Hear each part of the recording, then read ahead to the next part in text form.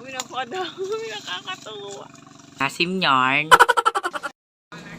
Pupunta nga pala sila Tita Leng sa kabilang barangay. Kaya dumaan sila sa tabing lawa. Dahil hindi pa bumababa ang level ng tubig, ay kailangan pa nilang maglusong. Mayor, baka naman. Napaka-cheap!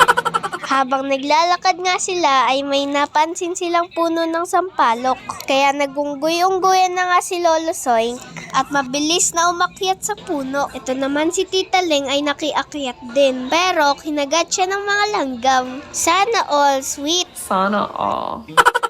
Kahit matarik ang aakyatin, ay umakyat pa rin si Tita Leng. Dahil paborito daw ito ni Momay na pangpaasim sa sinigang. Sana pala si Tita Leng na lang ang nilagay sa sinigang. Tita Leng, mas maasim ka. Huwag kang magpapatalo. Asim yarn.